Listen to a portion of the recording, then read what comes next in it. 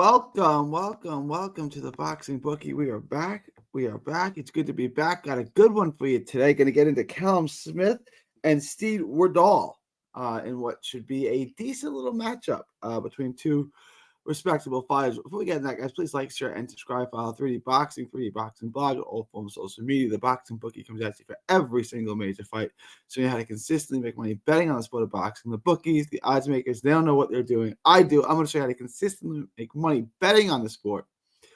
So subscribe to the Patreon, get the lock of the week, get Ask the Bookie anything, get request a video, get the updated props, get the absolute best gambling advice anywhere in the known universe. Just $5 a month.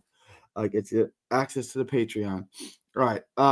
After you do that, head on over to carnivalbar.com. You're going to have an appetite. Carnivalbar.com. Use promo code BOXING at checkout to save 10%. It's a meal in your pocket. It's the world's only high-fat, grass-finished beef bar that replaces a meal while on the move and stores for years. Get your travel, autonomy, and freedom back. Carnivalbar.com. Use promo code BOXING at checkout to save 10%. Nutrition of a steak, convenience of a bar. Carnivalbar.com. Use promo code BOXING at checkout to save 10%. Also, head on over to YouTube, Texas Boxing Scene. All proceeds go to Autism Research and Recovery. So make sure to like, share, and subscribe to that channel as well. That's Texas Boxing Scene on YouTube. All right, Callum Smith. To me, he's a completely mid prospect. There's a lot of people who like him quite a bit. I'm not really one of them. I don't think he's trash or anything like that. I think, he's kind of a mid prospect. He's 28, so he's at his peak. He's 15-0, 10 knockouts. Tall, long, rangy fighter, decent pop. He commits. He throws hard. Quick, crisp, clean shots. He's a good puncher. Front foot guy. Uses his height and reach to his advantage. He knows how to fight tall, so to speak. You just look at him. He's patient and composed, not a high-volume guy. He doesn't throw a ton. He's got a nice jab. He needs to use it more. Double it up, triple it up, keep it out there, keep it pumping. He doesn't use his jab enough, but it's a good, effective jab when he does use it. His best punch is his jab, I think. I'd like him to use it a little bit more. He knows how to fight tall. You got to keep using your jab. He stays on you. He's strong. He stays on the offensive. He's always on the offensive.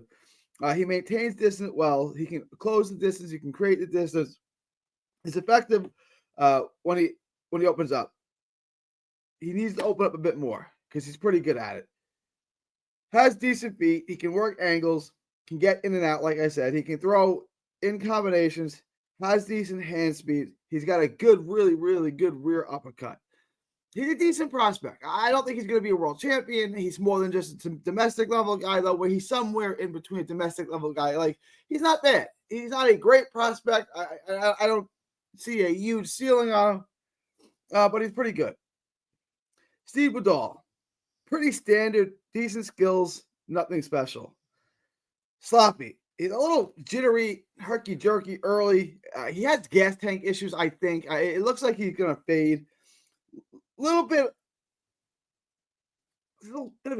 of a twitch.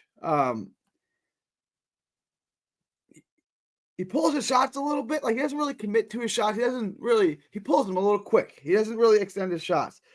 Doesn't sit down and deliver hard, clean shots. His punches are just looking to score. He's got like this little amateur style where he's just kind of looking to score. But he's not a high volume guy. He doesn't muster up much offense. He's not a big hitter. His power's not really much to speak of, although, the best win of his career is the Lerone Richards fight, and he got the knockout in that fight. So, clearly he's got some power, 19-2-1, 12 knockouts. He's got the win over Lerone Richards. It just doesn't seem like he's really committing or throwing hard shots. Decent lateral movement. Doesn't really, seems like he counters pretty well. Like, his best shots are his counter shots. They're well placed. They're well timed.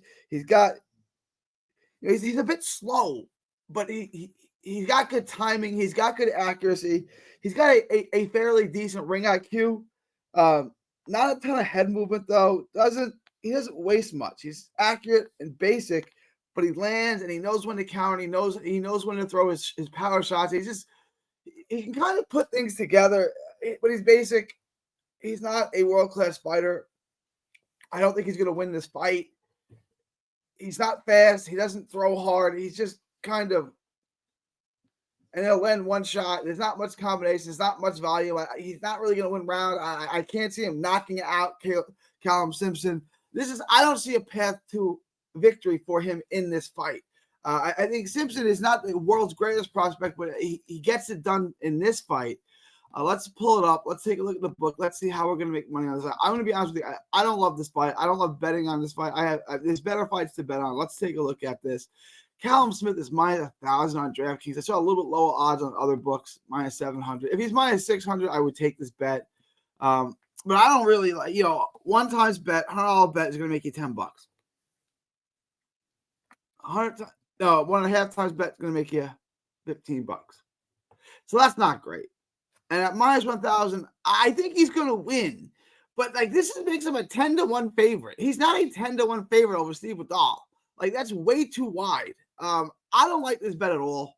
If you're going to use it, add to your prop. But there are better. I know there's not a lot of action going on in boxing right now, but this is not minus 1,000 is far too wide. Steed Woodall, Steed. I keep calling him Steve. Steed Woodall is not that bad, and Caleb Simpson is not that good. This should be minus 600 and plus 350. That's what I would make this. Minus 1,000 and plus 600 is so wide.